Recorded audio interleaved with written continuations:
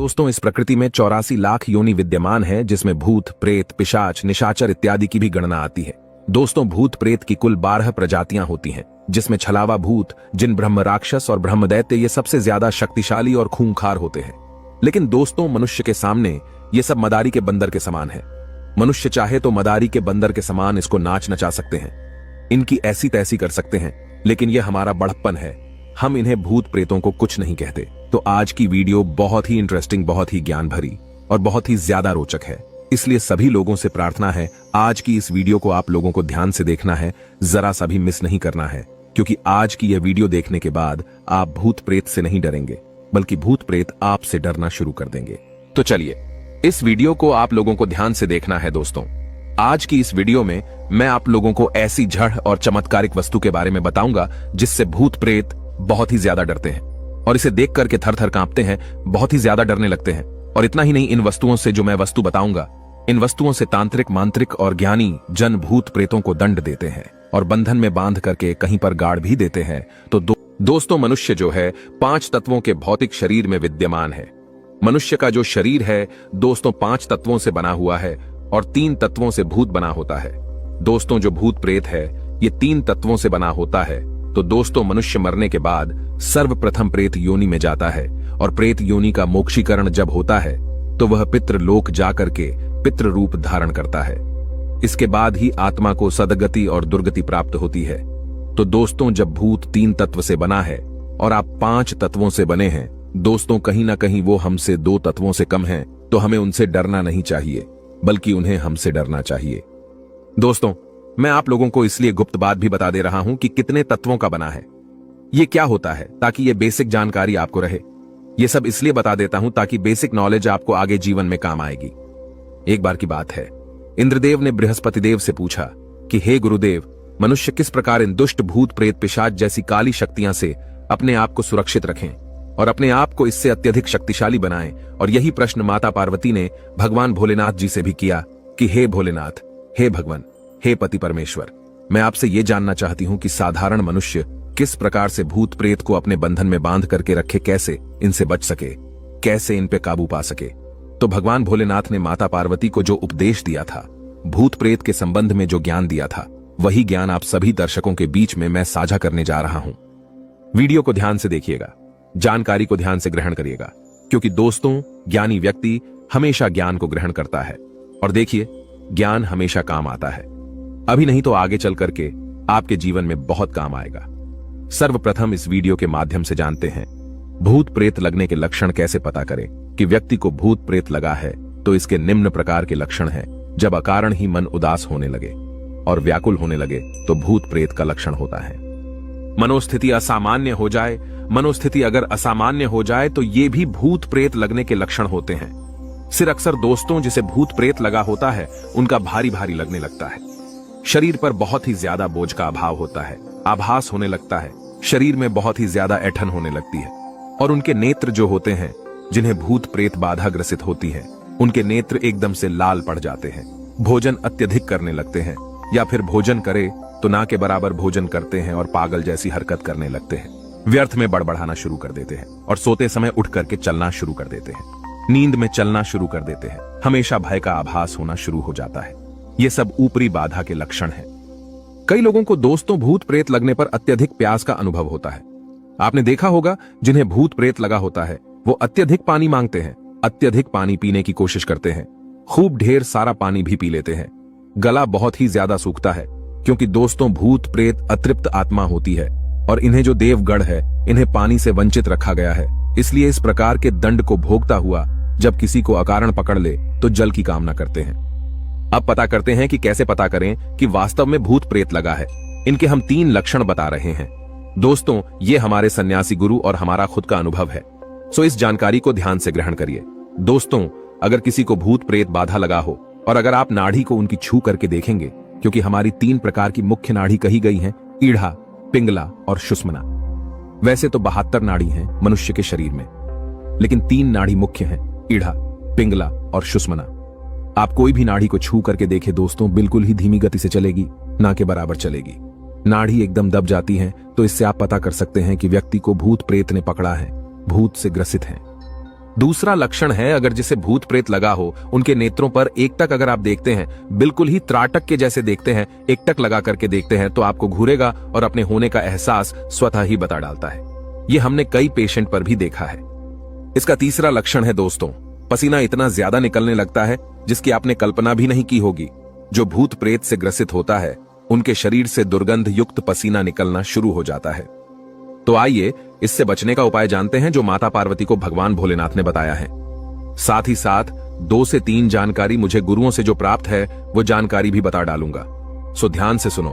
भगवान ने माता पार्वती को कहा, भगवान भोलेनाथ ने, कि जो मनुष्य किसी भी सात्विक मंत्र का जाप करता है, चाहे वह मंत्र हनुमान जी का हो, राम जी का हो, दुर्गा जी का हो, भोलेनाथ जी का हो, राम जी का हो, जो मनुष्य किसी भी देव स्वरूप देवी देवताओं के सात्विक मंत्र का जाप करता है उसे भूत प्रेत बाधा कभी नहीं सताती और कोई भी पवित्र मंत्र का जाप कर सकते हैं।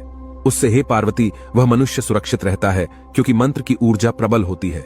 मंत्र से मनुष्य के शरीर में और मंडल का निर्माण होता है और मंडल से शक्तिपुंज का निर्माण होता है, जिससे मनुष्य हमेशा सुरक्षित रहता है।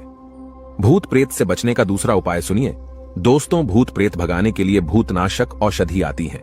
आप इसे गूगल पे चाहे तो सर्च करके देख सकते हैं।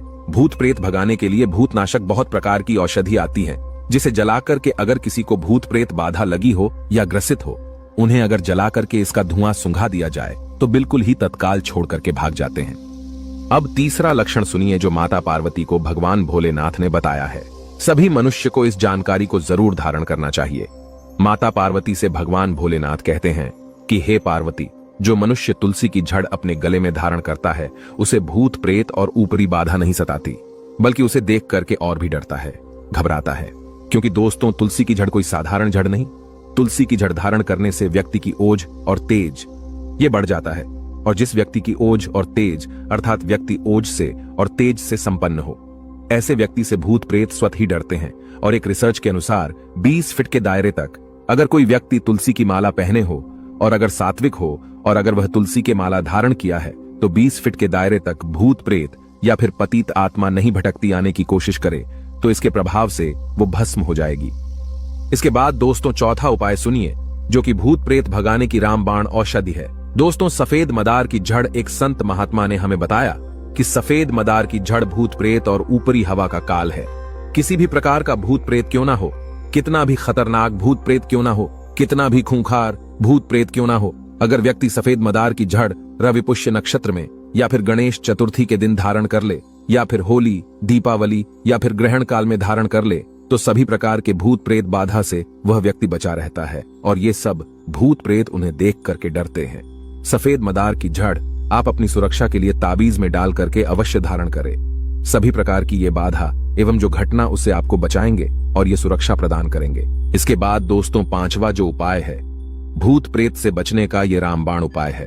भगवान शंकर ने माता पार्वती को काकचंडी प्रकल्प तंत्र में, वनस्पति शास्त्र में और तंत्र शास्त्र में इसके बारे में उल्लेख किया है। निर्गुंडी की जड़, निर्गुंडी की जो जड़ है भूत प्रेत की काल है। निर्गुंडी नामक जो पौधा है इसकी जड़ भूत प्रेत का काल है, तो निर्गुंडी की जड़ पतित आत्माओं के लिए साक्षात महाकाल का ही स्वरूप है। निर्गुंडी की जड़ मंगलवार के दिन हनुमान जी महाराज को भेंट करके अगर कोई मनुष्य धारण करे तो सभी प्रकार के भूत प्रेत एवं नकारात्मक शक्ति जो आपको नुकसान पहुंचाने की कोशिश करेगा, चेष्टा करेगा, जो प्रयास करेगा उसे असफल कर देती हैं और आपको एक प्रकार के दोस्तों ये सुरक्षा प्रदान करती है। दोस्तों कलयुग में हनुमान जी महाराज इन पतित आत्माओं के लिए महाकाल है। हनुमान जी के स्मरण मात्र से ये सब जितने भी पतित आत्मा है, भूत प्रेत पिशाच है, निशाचर है, ये सब छूमंतर हो जाते हैं। लेकिन अगर पतित आत्मा हनुमान जी की भक्त हो, हनुमान जी की साधक हो या फिर दुर्घटनावश ऐसे साधक जो कि हनुमान जी महाराज के बहुत बड़े भक्त थे, अगर उनकी मृत्यु हो गई है और आप दोस्तों हनुमान जी का नाम लेकर के उन्हें भगाने की कोशिश करेंगे, हनुमान चालीसा बजरंग बाण का पाठ करेंगे, तो हनुमान जी महाराज उन्हें दंडित नहीं करेंगे। हनुमान जी महाराज क्योंकि वो भी आपसे पहले उनके भक्त थे तो दंडित नहीं करते। तो ऐसे भूत प्रेत से बचने के लिए, क्योंकि इस प्रकार के भूत प्रेत बहुत ही ज्यादा खतरनाक और विकराल होते हैं, तो हमारे गुरु ने इनसे बचने के उपाय भी बताया था। ऐसे भूतों से अपनी सुरक्षा के लिए आप जो है तुलसी की माला, रुद्राक्ष की माला, बेल की माला, बैजयंती की माला इत्यादि जो पवित्र माला कही गई है अवश्य अपने गले में धारण करें। मैं आप लोगों को पहले ही बताया हूं कि दोस्तों जो दिव्य औषधि हैं, दिव्य पौधे हैं, जो इनकी माला धारण करने से मनुष्य का जो मन पवित्र होता है तन पवित्र होता है और मंडल का विकास होता है। ऊर्जा पुंज हमारे शरीर में इकट्ठा होने लगता है। इसी के साथ दोस्तों पारद गुटिका नाम की एक बटी आती है जो पारा से निर्मित होती है। तो पारद गुटिका को जो मनुष्य धारण करता है या रखता है उसे ये निशाचर जितनी भी शक्ति है, निशाचर शक्ति, भूत प्रेत की शक्ति, ये सब घबराते हैं, डरते हैं। पारद गुटिका साक्षात भोलेनाथ का ही स्वरूप है। भगवान भोलेनाथ का ही ये कहा जाए तो पारा को शंकर जी का वीरा कहा जाता है और ये गुटिका आपको पूजन पाठ की दुकान पे मिल जाएगी। जो मनुष्य पारद गुटिका धारण करता है उसे सभी प्रकार की बाधा है या सभी प्रकार की जो घटना, उससे वो व्यक्ति सुरक्षित रहता है। कोई भी भूत प्रेत पिशाच निशाचर उनका बाल भी बांका नहीं कर पाता है। तो इस प्रकार की नकारात्मक शक्ति से बचने के लिए स्वयं ये गुटिका आप धारण कर सकते हैं। अपने बच्चे को भी धारण करा सकते हैं या फिर घर के द्वार पे बांध सकते हैं। आपका घर हमेशा सुरक्षित रहेगा। आशा करता हूं कि दोस्तों भूत प्रेत से बचने के जो हम आप लोगों को आज के इस वीडियो में उपाय बताए हैं, ये उपाय आपके जीवन में अवश्य ही कभी ना कभी जरूर काम आएगा और ये जानकारी आप किसी और को जरूर बताएंगे ताकि उनके जीवन में किसी भी प्रकार का कोई भय और खतरा ना बना रहे। दोस्तों अब बता रहा हूं धतूरे की माला की जानकारी। जो धतूरा है, धतूरा नाम का पौधा है, इसकी जड़ की माला बनानी होती है। आप इसकी जड़ ले आना। धतूरे की जड़ की माला नहीं बनाना चाहते हैं तो इसकी जो शाखा होती है, जो इसका तना होता है, इसे छोटा छोटा काट करके आप इसकी जो है माला पिरो सकते हैं। देखिए, अपने हाथ से ही माला बनाना। तुलसी की माला धारण करे चाहे धतूरे की माला धारण करे, लेकिन अपने हाथ से ही बना करके धारण करना। मार्केट में अधिकतर मिलने वाली जितनी भी जो माला रहती है फालतू की लकड़ी से बनाई हुई होती है। तब आप बोलेंगे उनको धारण करेंगे तो गुरुजी हमें फायदा नहीं मिल रहा है। तो कहां फायदा मिलेगा? डुप्लीकेट चीज को धारण करेंगे तो ओरिजिनल अपने हाथ से स्वयं बना सकते हैं। दोस्तों इसमें आपको क्या, बस थोड़ी सी आपको धतूरे की माला तैयार करना है। तो धतूरे की छोटी छोटी इनकी जो शाखाएं हैं, जो तना है, इन्हें काट करके माला तैयार कर लेना है। अगर आप इनकी जड़ की माला पहनते हैं तो फिर इसे अति उत्तम माना जाता है। अब जो धतूरा है, इस धतूरे को किन का स्वरूप माना जाता है? महाकाल भगवान शंकर के काल भैरव का स्वरूप माना गया है। और इसे कब पहनना चाहिए? तो इसे हमेशा शनिवार के दिन पहनना चाहिए। और इस धतूरे का जो डंठल है, इनको माला बनाकर के एक प्रकार की आपको तैयार करनी है, पिरो करके माला तैयार करनी है और आपको इसे धारण करना है शनिवार के दिन। अब इसे किस प्रकार से धारण करना होता है? तो इसे सर्वप्रथम तो भगवान शंकर को पहना देना होता है। जा करके आप जो है इसे गंगा जल के छींटे मार दीजिए। भगवान शंकर को आपको पहनाना है कि हे भगवान, मैं धतूरे नाम का ये जो पौधा है, ये आपका ही स्वरूप कहा गया है। मैं इनकी माला धारण कर रहा हूं। इनका पूर्ण रूप से मुझे फल प्राप्त हो और इन्हें आप जागृत करें। इस प्रकार से भगवान शंकर से निवेदन करते हुए आपको फिर जो शिवलिंग है उस पर धतूरे की माला को चढ़ा देना होता है। चढ़ाने पर ओम नमः शिवाय 108 बार पढ़ लेना। कोई भी व्यक्ति ओम नमः शिवाय 108 बार पढ़ सकते हैं और सोमवार के किसी भी टाइम में भगवान शंकर को चढ़ा देना। दोस्तों इसके बाद इसे किस दिन धारण करना होता है? तो सोमवार को इसे चढ़ाने के बाद फिर बुधवार को धारण करना होता है। मंगलवार के दिन धारण मत करना, क्योंकि मंगल का जो स्वरूप है वो उग्र है। अगर आप मंगलवार के दिन इसे धारण करेंगे तो शरीर में उग्रता आती है। तो एक काम करना, सोमवार के दिन भगवान शंकर को इसे चढ़ाना है और आप चाहते हो तो इसे चढ़ाने के 3 घंटे तक भगवान शंकर जी की शिवलिंग में चढ़े रहने देना है। फिर आप धारण कर सकते हैं। और अगर आप इसे दिन भर रात भर 24 घंटे के लिए रखते हैं और इसे बुधवार के दिन धारण करते हैं तो फिर इसे अति उत्तम कहा गया है। अब इसके फायदे सुन लीजिए। तो जिन्हें मृत्यु का भय रहता है, जो कि जैसे गाड़ी वगैरह चलाते हैं, ड्राइवर वर्ग के लोग हैं, या फिर जो लोग जैसे मृत्यु के भय से परेशान हैं, दुर्घटना से परेशान रहते हैं, ऐसे व्यक्ति अगर धतूरे की जो माला धारण करते हैं तो ये मृत्यु भय को समाप्त कर देती है। अगर आपको बड़ी दुर्घटना की आशंका या फिर जिनके साथ दुर्घटना हो चुकी हो, ऐसे व्यक्ति अगर आने वाले भविष्य में दुर्घटना से बचना चाहते हैं तो ऐसे व्यक्ति जो है धतूरे की माला धारण कर सकते हैं। धतूरे की माला धारण करने के बाद कभी भी अकाल मृत्यु व्यक्ति की नहीं होती, क्योंकि इसे महाकाल का स्वरूप कहा गया है। स्वयं आपने महाकाल को धारण किया है और अधिकतर ये भी देखा गया है जो रुद्राक्ष की माला है उसे भी एक मुखी रुद्राक्ष को धारण करने के बाद भी कभी भी अकाल मृत्यु और दुर्घटना नहीं होती। दोस्तों बहुत से लोग आप में से कमेंट करते हैं, गुरुजी हम तंत्र बाधा से परेशान रहते हैं, इससे मुक्ति कैसे पाएं? तो इससे मुक्ति पाने के लिए धतूरे की जो माला है इसे जरूर धारण करें। धतूरे की माला पहनने के बाद तंत्र बाधा बिल्कुल ही नहीं सताती। तंत्र बाधा नहीं लगती, ये कोसों दूर रहती है। बहुत से लोग बोलते हैं, गुरुजी हमें शत्रु परास्त करना है, क्या करें? तो शत्रु परास्त करने के लिए भी जो धतूरा है इनकी माला पहन सकते हैं। आपके शत्रु हमेशा पराजित रहेंगे। बहुत से लोगों को शत्रु सताते हैं ना।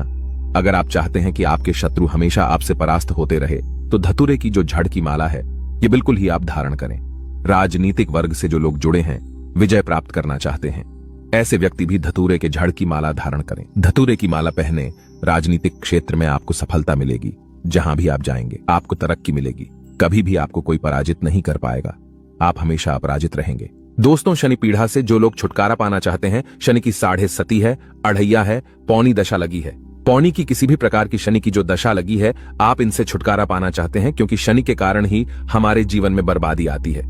हमारे घर में लक्ष्मी नहीं आती, हमारे घर में बहुत सारी समस्या आने लगती हैं, और हर मनुष्य के जीवन में 3 बार शनि जरूर आता है। तो शनि से छुटकारा पाना चाहते हो तो धतूरे की माला जरूर धारण करें, क्योंकि जो धतूरा है काल भैरव का स्वरूप कहा गया है। धतूरा जो है महाकाल का स्वरूप कहा गया है। धतूरे की माला धारण करने के बाद फिर शनि आपको परेशान नहीं करते हैं, आपसे कोसों दूर रहते हैं, आपके ऊपर अपनी कुदृष्टि भी नहीं डालेंगे।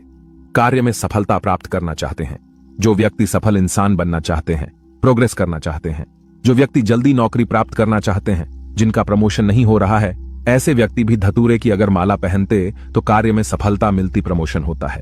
दोस्तों, अब जो मैं नेक्स्ट एंड आखिरी माला बता रहा हूं, बेल की माला। अब बेल की माला के चमत्कार सुन लीजिए।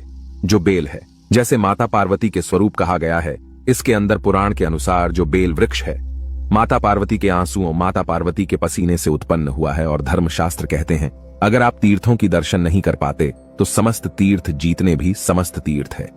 वो बेल वृक्ष की जड़ में आकर के निवास करते हैं। जितने भी पुण्य आत्माएं हैं, जितने भी देवी देवता हैं, सब बेल वृक्ष की जड़ में हैं। जड़ को इसकी मूल कहा जाता है। इसकी जड़ में साक्षात ब्रह्मदेव भी निवास करते हैं। ब्रह्मदेव के साथ साथ समस्त तीर्थ।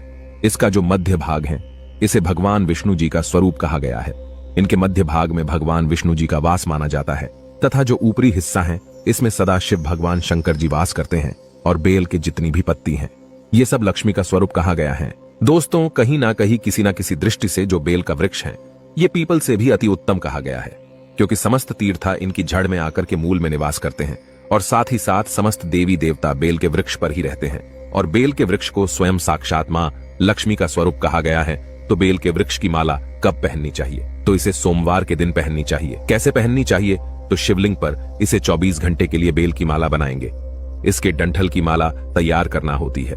इसके डंठल की माला बना लेना, इसके बाद इसे भगवान शंकर को पहना देना, और इसे आप जो है सोमवार के दिन धारण कर सकते हैं। गंगा जल छिड़क करके स्नान कराने के बाद एक बार भगवान शंकर को पहना देना, और उसी दिन शाम के टाइम में पहन सकते हैं। दोस्तों, अब इसके फायदे सुन लीजिए। तो जो व्यक्ति अपना चाहते हैं आत्म कल्याण हो जाए, जो व्यक्ति चाहते हैं कि पूर्व समय में बहुत सारा पाप कर चुके हैं, उनके पाप मिट जाए, या फिर जो व्यक्ति अध्यात्म उन्नति करना चाहते हैं, ऐसे व्यक्ति बेल की जड़ की माला जरूर धारण करें। बेल के वृक्ष को शाम के समय सोमवार के दिन छूने से पाप का शमन होता है, पाप का नाश होता है। धर्मशास्त्रों में लिखा है, जिंदगी में अगर आप चाहते हैं कि आपकी जिंदगी में बाहर आ जाए, आपकी किस्मत सितारे जैसी चमके, तो बेल की जड़ की माला जरूर धारण करें। जहां भी जाएंगे बिल्कुल ही आपकी किस्मत सितारे जैसी चमकेंगी। आप हर तरह से सफल होंगे, असफल होने के नाम ही नहीं होगा। अटके काम आपके पूरे होने लगेंगे, लक्ष्मी की प्राप्ति होती है। कठिन मेहनत करने के बाद भी सफल नहीं हो पा रहे हैं, धन लक्ष्मी जुटा नहीं पा रहे हैं। दोस्तों, बहुत से लोग आप में से कमेंट करते हैं ना, गुरुजी हम दिन भर मेहनत करते हैं, लेकिन इनके बाद भी एक वक्त तक की सही तरीके से रोजी रोटी नसीब नहीं हो पा रही है। तो ऐसे व्यक्ति बेल की जड़ जरूर जो है माला धारण करें। बिल्कुल ही लक्ष्मी की प्राप्ति होती है, लक्ष्मी सिद्ध हो जाती है। भगवान शंकर तथा माता पार्वती की कृपा प्राप्त करना चाहते हैं, ऐसे व्यक्ति भी बेल के जड़ की माला जरूर धारण करें, क्योंकि शिव और शक्ति ये दोनों मिलकर के सिद्धि बनते हैं। कहने का मतलब है कि बहुत से आप में से लोग ऐसे हैं जो कि सिद्धि प्राप्त करना चाहते हैं। दोस्तों, कमेंट करते हैं, गुरुजी हमें भूत भविष्य वर्तमान देखने की सिद्धि चाहिए। गुरुजी हम ऐसे हैं वैसे हैं तो सारी। अगर आप सिद्धि प्राप्त करना चाहते हैं तो बेल की जड़ से कोई भी मंत्र जाप कीजिए, वह मंत्र जल्दी सफल हो जाता है, सिद्धि की प्राप्ति होती है। मोक्ष की प्राप्ति करने के लिए भी बेल की माला पहन सकते हैं। ऐसा देखा गया है, जो व्यक्ति बेल की माला धारण करे हुए होते हैं, ऐसे व्यक्ति की अगर मृत्यु हो जाए तो मोक्ष की प्राप्ति होती है। ऐसे व्यक्ति कभी नरक में नहीं जाते। दोस्तों, साथ ही साथ जो व्यक्ति रुद्राक्ष भी पहने होते हैं, ऐसे व्यक्ति भी मरने के बाद कभी भी रुद्राक्ष ले लीजिए, चाहे तुलसी माला ले लीजिए, चाहे आप जो है बेल की माला ले लीजिए। इसे पहनने के बाद व्यक्ति की अगर मृत्यु हो जाए तो ऐसे व्यक्ति कभी भी यमलोक नहीं जाते, सीधे भगवान के धाम चले जाते हैं। तो आशा करता हूं कि मैं तीनों जो माला के बारे में बताया हूं, ये तीनों में से कोई भी एक माला जरूर पहने। ये तीनों माला दिव्य माला कही गई हैं। ये अध्यात्म उन्नति आपकी कराएंगी, आपकी किस्मत के जो बंद किस्मत के दरवाजे हैं उसे खोलेंगी और आपके जीवन में एक ऐसा परिवर्तन ला देंगी, एक ऐसी सफलता ला देंगी जिसके आप कल्पना नहीं कर सकते। अपने अध्यात्म उन्नति करने के लिए, स्वयं का कल्याण करने के लिए ये माला अवश्य धारण करें। तो आज की वीडियो में बताई गई जानकारी कैसी लगी हमें कमेंट सेक्शन में जरूर बताना। आज की जानकारी यहीं पर समाप्त करता हूं। दर्शकों, वीडियो देखने के लिए धन्यवाद और लाइक जरूर करें।